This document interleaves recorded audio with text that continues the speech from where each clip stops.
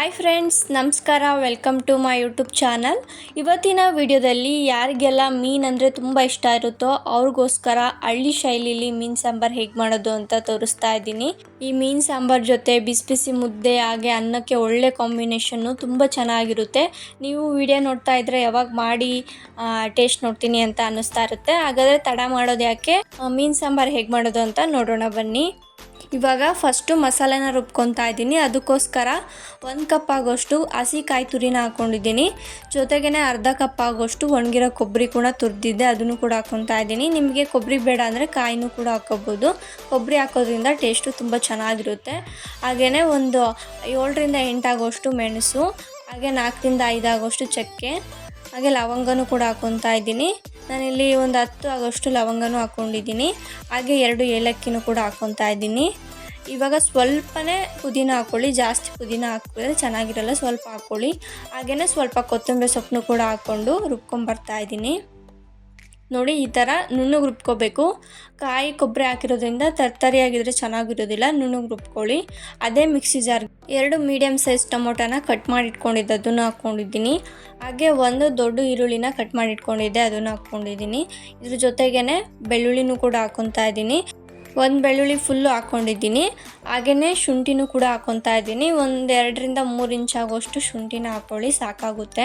ಶುಂಠಿ ಹಾಕಿದ್ದಾದಮೇಲೆ ರುಬ್ಕೊತಾ ಇದ್ದೀನಿ. ನುಣ್ಣಗೆ ರುಬ್ಕೋಬೇಕು. ಯಾವಾಗ ನಾನ್ ವೆಜ್ ಯಾವ್ದಾದ್ರು ರೆಸಿಪೀಸ್ ಮಾಡಬೇಕಾದ್ರೆ ಮಸಾಲೆ ತರ್ತರಿಯಾಗಿದ್ದರೆ ಚೆನ್ನಾಗಿರೋದಿಲ್ಲ, ನುಣ್ಣಗೆ ರುಬ್ಕೊಂಬನ್ನಿ. ಇವಾಗ ಎಲ್ಲ ಮಸಾಲೆನೂ ರುಬ್ಕೊಂಡಿದ್ದಾಗಿದೆ. ಇವಾಗ ಒಂದು ಕುಕ್ಕರ್ ತೊಗೊಂಡಿದ್ದೀನಿ. ಕುಕ್ಕರ್ ಕಾದ್ಮೇಲೆ ಒಗ್ಗರಣೆಗೆ ಎಷ್ಟು ಬೇಕೋ ಅಷ್ಟು ಎಣ್ಣೆ ಹಾಕ್ಕೊತಾ ಇದ್ದೀನಿ. ಎಣ್ಣೆ ಹಾಕಾದ್ಮೇಲೆ ಇವಾಗ ಎಣ್ಣೆ ಎಲ್ಲ ಚೆನ್ನಾಗಿ ಕಾದಿದೆ. ಇವಾಗ ಕರಿಬೇವನ್ನ ಹಾಕ್ಕೊತಾ ಇದ್ದೀನಿ. ನಿಮಗೆ ಕರಿಬೇವು ಬೇಕು ಅಂದರೆ ಹಾಕ್ಕೊಳ್ಳಿ, ಇಲ್ಲಾಂದರೆ ಸ್ಕಿಪ್ ಮಾಡ್ಕೊಳ್ಳಿ. ಹಾಕಿದರೆ ಟೇಸ್ಟ್ ತುಂಬ ಚೆನ್ನಾಗಿರುತ್ತೆ. ಜೊತೆಗೇ ಸ್ವಲ್ಪ ಈರುಳ್ಳಿನ ಹಾಕ್ಕೊತಾ ಇದ್ದೀನಿ. ಇಲ್ಲಿ 1 ಈರುಳ್ಳಿಲಿ ಅರ್ಧ ಕಟ್ ಮಾಡಿ ಇಟ್ಕೊಂಡಿದ್ದೆ, ಅದನ್ನು ಹಾಕ್ಕೊಂಡಿದ್ದೀನಿ. ಇವಾಗ ಈರುಳ್ಳಿ ಎಲ್ಲ ಚೆನ್ನಾಗಿ ಫ್ರೈ ಆಗಬೇಕು, ಅಲ್ಲಿವರೆಗೂ ಫ್ರೈ ಮಾಡ್ಕೊತಾ ಇದ್ದೀನಿ. ನೋಡಿ, ಇವಾಗ ಈರುಳ್ಳಿ ಎಲ್ಲ ಚೆನ್ನಾಗಿ ಫ್ರೈ ಆಗಿದೆ. ಫ್ರೈ ಆದಾದಮೇಲೆ ಇವಾಗ ಟೊಮೊಟೊ ಮತ್ತು ಈರುಳ್ಳಿ, ಬೆಳ್ಳುಳ್ಳಿ, ಶುಂಠಿನ ಪೇಸ್ಟ್ ಮಾಡಿ ಇಟ್ಕೊಂಡಿದ್ವಲ್ಲ, ಆ ಮಸಾಲಾನ ಫಸ್ಟ್ ಹಾಕ್ಕೊತಾ ಇದ್ದೀನಿ. ಹಾಕ್ಕೊಂಡು ಇವಾಗ ಚೆನ್ನಾಗಿ ಮಿಕ್ಸ್ ಮಾಡ್ಕೊತಾ ಇದ್ದೀನಿ. ಸ್ವಲ್ಪ ಹಸಿ ವಾಸನೆ ಹೋಗೋವರೆಗೂ ಫ್ರೈ ಮಾಡ್ಕೋಬೇಕು, ಅದಕ್ಕೋಸ್ಕರ ಚೆನ್ನಾಗಿ ಮಿಕ್ಸ್ ಮಾಡ್ಕೊತಾ ಇದ್ದೀನಿ. ಇವಾಗ ಚೆನ್ನಾಗಿ ಮಿಕ್ಸ್ ಮಾಡ್ಕೊಂಡಿದ್ದಾಗಿದೆ. ಇವಾಗ ಖಾರದ ಪುಡಿನ ಹಾಕ್ಕೊತಾ ಇದ್ದೀನಿ. ನಾನಿಲ್ಲಿ 1.5 ಸ್ಪೂನ್ ಆಗೋಷ್ಟು ಖಾರದ ಪುಡಿನ ಹಾಕ್ಕೊಂಡಿದ್ದೀನಿ.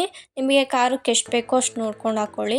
ಸಾಂಬಾರು ಸ್ವಲ್ಪ ಖಾರ ಇದ್ದರೆ ಚೆನ್ನಾಗಿರುತ್ತೆ. ಖಾರದ ಪುಡಿ ಹಾಕಾದ್ಮೇಲೆ ಚೆನ್ನಾಗಿ ಮಿಕ್ಸ್ ಮಾಡ್ಕೊತಾ ಇದ್ದೀನಿ.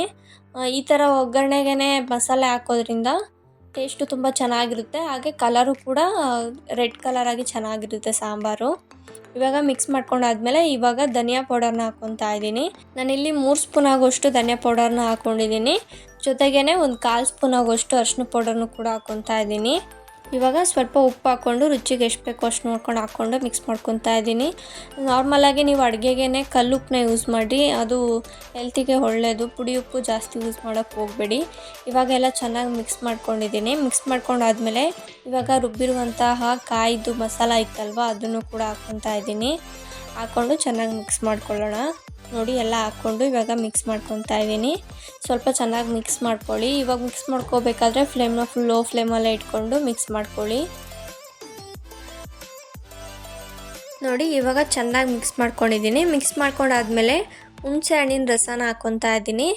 1 ನಿಂಬೆಹಣ್ಣಿನ ಗಾತ್ರ ಅಷ್ಟು ಹುಣಸೆ ಹಣ್ಣು ನೆನೆಹಾಕಿದ್ದೆ, ಅದನ್ನು ಚೆನ್ನಾಗಿ ಕಿವುಸ್ಕೊಂಡು ಇವಾಗ ಹಾಕ್ಕೊಂಡಿದ್ದೀನಿ. ನೀವು ಯಾವುದೇ ಮೀನು ಸಾಂಬಾರು ಮಾಡಿದ್ರೂ ಹುಣಸೆ ಹಣ್ಣಿನ ರಸ ಜಾಸ್ತಿ ಇರಬೇಕು. ಹುಳಿ ಜಾಸ್ತಿ ಇದ್ದಷ್ಟು ಸಾಂಬಾರು ಚೆನ್ನಾಗಿರುತ್ತೆ. ಹಾಗಂತ ತುಂಬ ಹುಳಿ ಹಾಕೋಕ್ಕೆ ಹೋಗಬೇಡಿ, ನೋಡಿಕೊಂಡು ಹುಳಿ ಹಾಕ್ಕೊಳ್ಳಿ. ಇವಾಗ ಎಲ್ಲ ಚೆನ್ನಾಗಿ ಮಿಕ್ಸ್ ಮಾಡ್ಕೊಂಡಿದ್ದೀನಿ. ಇದನ್ನು ಮಿಕ್ಸ್ ಮಾಡ್ಕೊಂಡಾದ್ಮೇಲೆ ಒಂದು ಕುದಿ ಬರೋವರೆಗೂ ಕುದಿಸ್ಕೋಬೇಕು. ನೋಡಿ, ಇವಾಗ ಚೆನ್ನಾಗಿ ಕುದಿಸ್ಕೊಂಡಿದ್ದೀನಿ. ಇವಾಗ ಮಿಕ್ಸಿ ಜಾರ್ಗೆ ನೀರು ಹಾಕ್ಕೊಂಡು ಎಲ್ಲ ಕ್ಲೀನ್ ಮಾಡಿಕೊಂಡು ನೀರು ಹಾಕ್ಕೊಂಡಿದ್ದೀನಿ. ನೀರು ಹಾಕೊಂಡಾದ್ಮೇಲೆ ಸ್ವಲ್ಪ ಮಿಕ್ಸ್ ಮಾಡಿಕೊಂಡು ಮತ್ತೆ ಕನ್ಸಿಸ್ಟೆನ್ಸಿ ನೋಡಿಕೊಂಡು ನಿಮಗೆ ಎಷ್ಟು ಬೇಕೋ ಅಷ್ಟು ನೀರು ಹಾಕ್ಕೊಳ್ಳಿ. ಸಾಂಬಾರಿಗೆ ನಿಮಗೆ ಯಾವ ಕನ್ಸಿಸ್ಟೆನ್ಸಿಲಿ ಸಾಂಬಾರು ಬೇಕು ನೋಡಿಕೊಂಡು ನೀರು ಹಾಕ್ಕೊಳ್ಳಿ. ಜಾಸ್ತಿ ನೀರಾಗಿ ಮಾಡ್ಕೊಳ್ಳೋಕೆ ಹೋಗಬೇಡಿ, ಸಾಂಬಾರು ಮಂದ ಇರಬೇಕು, ಆವಾಗಲೇ ಚೆನ್ನಾಗಿರೋದು. ಇವಾಗ ಎಲ್ಲ ಚೆನ್ನಾಗಿ ಮಿಕ್ಸ್ ಮಾಡ್ಕೊಂಡಾದ್ಮೇಲೆ ಇವಾಗ ಚೆನ್ನಾಗಿ ಕುದಿಯೋದಕ್ಕೆ ಬಿಡಬೇಕು ಸಾಂಬಾರು. ಅದಕ್ಕೋಸ್ಕರ ಪ್ಲೇಟ್ನ ಕ್ಲೋಸ್ ಮಾಡಿಕೊಂಡು ಚೆನ್ನಾಗಿ ಕುದಿಸ್ಕೊತಾ ಇದ್ದೀನಿ. ಸಾಂಬಾರು ಚೆನ್ನಾಗಿ ಕುದ್ದಷ್ಟು ಚೆನ್ನಾಗಿರುತ್ತೆ. ಮೀನು ಹಾಕೋದಕ್ಕಿಂತ ಮುಂಚೆನೇ ಸಾಂಬಾರನ್ನ ಚೆನ್ನಾಗಿ ಕುದಿಸ್ಕೊಳ್ಳಿ. ಇವಾಗ ಕುದಿಸ್ಕೊಂಡಾಗಿದೆ. ಇವಾಗ ಒಂದು ಸಲ ಮಿಕ್ಸ್ ಮಾಡ್ಕೊತಾ ಇದ್ದೀನಿ. ಇವಾಗ ಚೆನ್ನಾಗಿ ಮಿಕ್ಸ್ ಮಾಡ್ಕೊಂಡಾದ್ಮೇಲೆ ಮೀನು ಹಾಕ್ಕೊತಾ ಇದ್ದೀನಿ. ನಾನಿಲ್ಲಿ 1 kg ಆಗೋಷ್ಟು ಮೀನು ತೊಗೊಂಡಿದ್ದೀನಿ. ಮೀನು ಹಳ್ಳಿಗಳಲ್ಲಿ ಕೆರೆಯಲ್ಲಿ ಸಿಗುತ್ತಲ್ಲ ಆ ಮೀನನ್ನ ತೊಗೊಂಡಿದ್ದೀನಿ.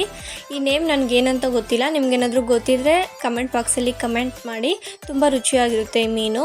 ಇವಾಗ ನಾನು ಮೀನು ಹಾಕ್ಕೊತಾ ಇದ್ದೀನಿ. ಮೀನು ಹಾಕಬೇಕಾದ್ರೆ ಫ್ಲೇಮ್ನ ಫುಲ್ ಲೋ ಫ್ಲೇಮಲ್ಲಿ ಇಟ್ಕೊಂಡು ಮೀನು ಹಾಕ್ಕೊಳ್ಳಿ.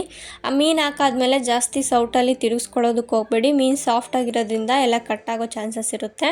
ಇವಾಗ ಮೆಲ್ಲಕ್ಕೆ ಈ ಥರ ಎಲ್ಲ ಮುಳುಗೋ ಥರ ಮಾಡ್ಕೊಳ್ಳಿ ಅಷ್ಟೇ, ಜಾಸ್ತಿ ತಿರುಗಿಸ್ಕೊಳ್ಳೋದಕ್ಕೆ ಹೋಗಬೇಡಿ.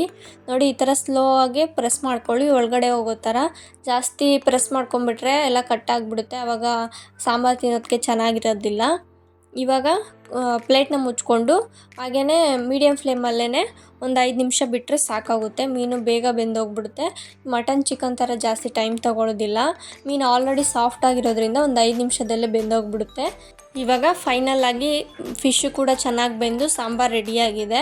ಜಾಸ್ತಿ ಮಿಕ್ಸ್ ಮಾಡ್ಕೊಳ್ಳೋದಕ್ಕೆ ಹೋಗಬೇಡಿ. ಇವಾಗ ನೋಡಿ ಸಾಂಬಾರು ಕರೆಕ್ಟಾಗಿ ಆಗಿದೆ, ಫಿಶ್ಶು ಕೂಡ ಚೆನ್ನಾಗಿ ಬೆಂದಿದೆ. ಫೈನಲಾಗಿ ಹಳ್ಳಿ ಶೈಲಿಯಲ್ಲಿ ಮೀನು ಸಾಂಬಾರು ರೆಡಿಯಾಗಿದೆ. ಬಿಸಿ ಬಿಸಿ ಮುದ್ದೆ ಜೊತೆ ಬ್ಯಾಟಿಂಗ್ ಮಾಡೋದಕ್ಕೆ ತುಂಬ ಚೆನ್ನಾಗಿರುತ್ತೆ. ನೀವು ಒಂದ್ಸಲ ಟ್ರೈ ಮಾಡಿ, ನಿಮಗೂ ಕೂಡ ತುಂಬ ಇಷ್ಟ ಆಗುತ್ತೆ.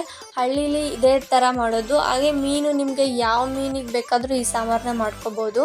ಇದೇ ಮೀನಲ್ಲೇ ಈ ಸಾಂಬಾರು ಮಾಡಬೇಕು ಅಂತ ಏನಿಲ್ಲ, ನಿಮಗೆ ಯಾವ ಮೀನು ಸಿಗುತ್ತೋ ಆ ಮೀನಲ್ಲಿ ಮಾಡ್ಕೊಳ್ಳಿ. ನಮ್ಮ ಕಡೆ ಎಲ್ಲ ಇದೇ ಮೀನು ಸಿಗೋದ್ರಿಂದ ನಾನು ಈ ಮೀನಲ್ಲೇ ಮಾಡಿ ತೋರಿಸಿದ್ದೀನಿ. ತುಂಬ ರುಚಿಯಾಗಿರುತ್ತೆ ಸಾಂಬಾರು. ನೀವು ಬಿಸಿ ಬಿಸಿ ಅನ್ನಕ್ಕೆ ಮುದ್ದೆಗೆ ಒಳ್ಳೆ ಕಾಂಬಿನೇಷನ್ನು. ನೀವು ಒಂದ್ಸಲ ಟ್ರೈ ಮಾಡಿ, ಹಾಗೆ ಹೇಗಿತ್ತು ಅಂತ ಕಮೆಂಟ್ ಮಾಡಿ. ಇದೇ ಥರ ವೀಡಿಯೋಸ್ಗೋಸ್ಕರ ನನ್ನ ಚಾನಲ ಸಬ್ಸ್ಕ್ರೈಬ್ ಮಾಡ್ಕೊಳ್ಳಿ. ಇದೇ ಥರ ತುಂಬ ರೆಸಿಪೀಸ್ನ ನನ್ನ ಚಾನಲಲ್ಲಿ ಅಪ್ಲೋಡ್ ಮಾಡ್ತೀನಿ, ಒಂದ್ಸಲ ಹೋಗಿ ಚೆಕ್ ಮಾಡಿ. ಈ ವಿಡಿಯೋ ನಿಮಗೆ ಇಷ್ಟ ಆಗಿದ್ದಲ್ಲಿ ಪ್ಲೀಸ್ ಲೈಕ್ ಮಾಡಿ ಮತ್ತು ಶೇರ್ ಮಾಡಿ. Thank you for watching the video.